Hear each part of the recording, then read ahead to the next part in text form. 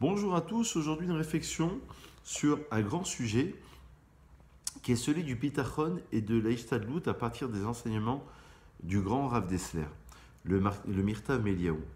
Alors toute notre vie, on est confronté à, à cette symbiose entre le Bitachon, c'est-à-dire la confiance que je dois avoir en Dieu, et en même temps l'Aïchtadlout, c'est-à-dire l'effort que je dois produire. Prenons un exemple.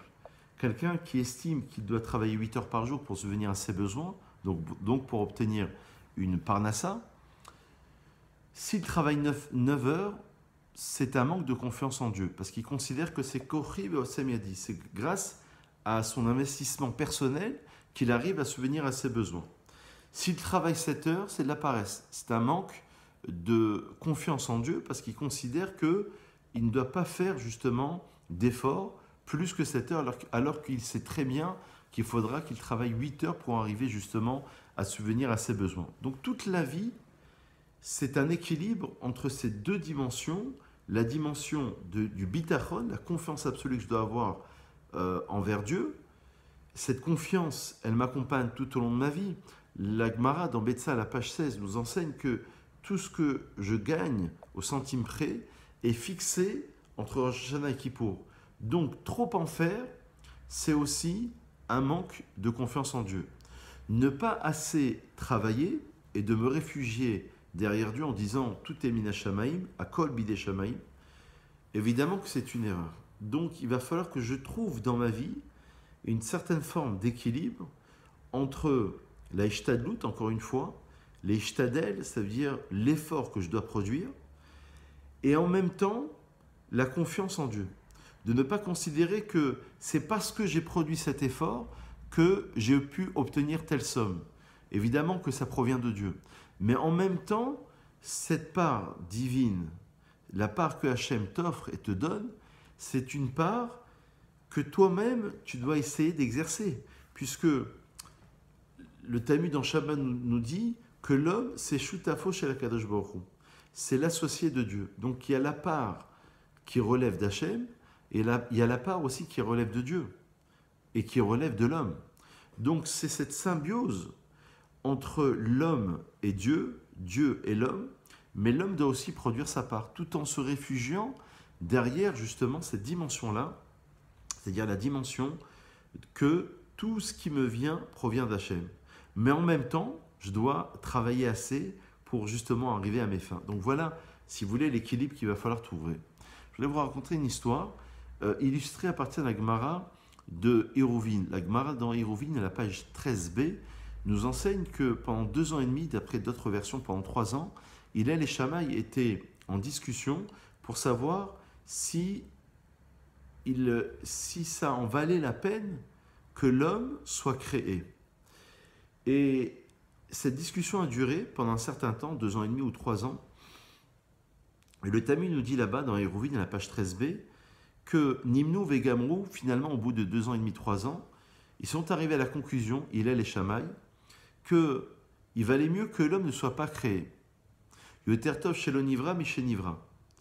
Mais maintenant que l'homme a été créé, alors, Yepashpesh bemarasav, O ve'amrelat, d'autres disent Yemashmesh bemarasav. Alors qu'il scrute ses actions. C'est-à-dire que la création de l'homme, c'est une création, d'après cette conclusion talmudique, qui est a posteriori, non pas a priori. Les commentaires, évidemment, s'interrogent pour essayer de comprendre le fond de cette Gemara, et je vous demande 1 minute d'attention. C'est que certains disent qu'ils ne se mettent pas à la place de Dieu, parce que c'est Dieu qui a décidé de créer l'homme. Mais maintenant que l'homme a été créé, alors, d'après une lecture, quelle est la différence entre Yepashpesh et Yemashmesh? C'est que, d'après une version, il doit s'écarter absolument des erreurs, ou alors il doit produire des mitzvot positives. On pourrait résumer ce propos entre Sourmera va Asetov, écarte-toi du mal et fais le bien. Écarte-toi du mal, c'est le fait justement de s'écarter des choses qui sont négatives, et va Asetov, c'est de produire le bien. Alors, si on prend un peu de recul, quel est le lien avec ce qu'on disait précédemment? C'est que l'homme a été créé, et de par une lecture relative dans le Ben Ishraï, dans le Ben Yehoyada, qui explique justement ce passage. Il dit, la discussion de fond entre Hillel et Shammai, c'est est-ce que c'est Rov Binyan ou Rov Minyan? Je m'explique. C'est-à-dire que est-ce qu'on va suivre la majorité des actions des êtres humains, et on sait très bien que la majorité va dans le sens très souvent des avonotes, des péchés, donc c'est la raison pour laquelle il aurait mieux valu que l'homme ne soit pas créé, ou alors d'après le Ben Ishraï, qui relie ce passage talmudique, est-ce qu'on va suivre le Rov Binyan? Ça veut dire la majorité de la construction à travers les mitzvot que l'homme va produire. Donc toute la vie, l'être humain, il est entre ces deux dimensions, entre le fait de savoir qu'il a été créé, donc il va devoir produire, et qu'en même temps l'être humain est entraîné vers la faute, mais maintenant que l'homme a été créé, de quelle manière, si vous voulez, on va essayer de comprendre le monde et de comprendre l'homme. Donc il va devoir naviguer entre le bitachon et justement la ishtadlut, c'est-à-dire la confiance en Dieu et l'effort que l'homme doit produire, puisque maintenant qu'il a été créé, il n'a pas d'autre solution, comme disait Pirkei Avot, al kochach atachai ve al kochach atamet. Tu es né malgré toi et tu meurs malgré toi. Donc maintenant que tu as été créé, à toi de trouver cet équilibre entre la confiance que tu dois avoir vis-à-vis de Dieu et l'effort que tu dois produire. Le Rav Sharabani, qui était un Rav en Eretz Israël, a raconté une histoire extraordinaire. Il a raconté en hébreu, c'est pour ça que je vous la raconte en français, pour vous dire que l'homme doit produire parfois certaines mitzvot, et parfois une mitzvah, une simple mitzvah, nous permet de changer notre destin. Et je vous le raconte très rapidement, puisqu'il y avait un Rosh Kollel qui, en Eretz Israël, qui tenait un kollel avec des avrechim, et sa maman, qui était un peu âgée, qui était veuve, lui a demandé de venir passer Shabbat. Mais il savait très bien qu'il fallait voyager pendant 1h30 de temps, que c'était très compliqué. Et sa maman, qui insistait, qui voulait absolument voir ses petits-enfants, il s'est dit, je n'ai pas d'autre solution que d'aller faire Kibbutz Avim, qui est une mitzvah incroyable et incommensurable, la mitzvah d'honorer ses parents. Alors il passe le Shabbat chez sa mère, il rentre le samedi soir et il tombe en panne. Voilà que les enfants, il avait une grande famille, voilà que les enfants commencent à pleurer, certains commencent à s'endormir, il se fait engueuler par sa femme, et un camion s'arrête, un Israélien lui dit, un certain Yossi, il s'arrête, il lui dit, ben viens, je vais t'accompagner à une station essence. Le Rosh Kollel était désarmé, était très gêné par cette situation, et finalement il accepte. Arrivé à la station essence, il ne veut plus rentrer dans cette station essence. Pour quelle raison? Parce qu'il travaillait le Shabbat. Alors il y a une grande discussion entre les Acharonim pour savoir si on a le droit d'aller se servir de l'essence auprès d'une station qui est ouverte le Shabbat. Le Rav Ovadia Yosef l'autorise, le Rav Kamenetsky l'interdit, parce que le Rav Kamenetsky, une petite parenthèse, considère que si on associait tous ces chômeurs Shabbat, s'ils n'allaient pas se servir auprès de cette station essence, ils changeraient peut-être d'avis, alors que d'autres opinions, c'est la raison pour laquelle on a le droit quand même, considèrent que c'est chaque individu qui est à part. Alors il dit c'est autorisé par la halakha, mais je préfère éviter. Ah, tu préfères éviter? Bon, alors Yossi insiste et lui dit, je vais t'accompagner à une autre station essence. Alors le Rosh Kollel, qui était très gêné, il lui dit, je ne veux pas te déranger plus que cela, et finalement il accepte.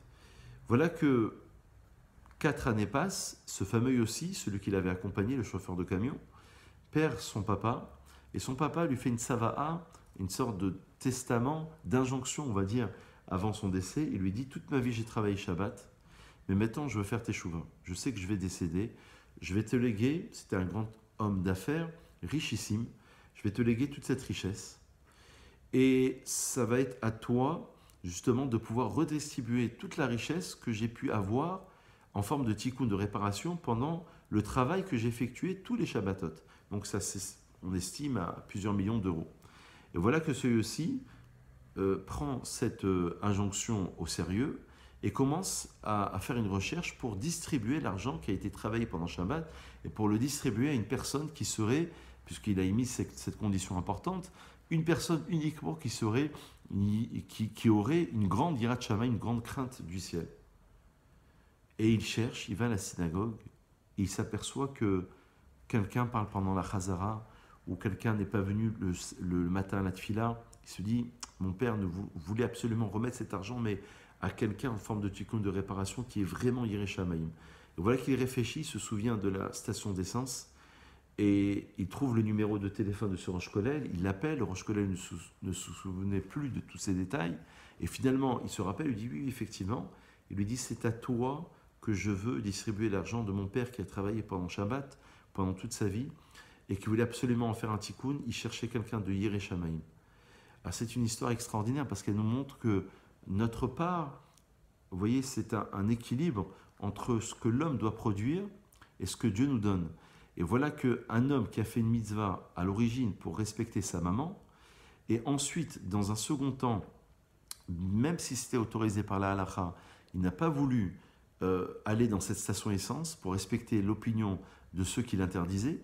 Et voilà que cette mitzvah, cette attitude de Yirat Shamayim, de crainte du ciel, a pu lui permettre d'avoir cette ouverture de recevoir une parnassa pour lui, son kollel et tous les avrechim, toutes les personnes qui étudiaient dans son kollel. Une histoire extraordinaire qui nous montre que à partir du moment où je crois au miracle, Dieu peut me faire des miracles. Si moi-même je me ferme, et cet équilibre entre bitachon, ishtadlut, la confiance en Dieu et l'effort que je dois produire pour conclure, nous montre absolument que je dois faire l'effort. Parfois une petite mitzvah, une petite action va avoir des conséquences incommensurables. Bonne réflexion à vous tous et à très vite.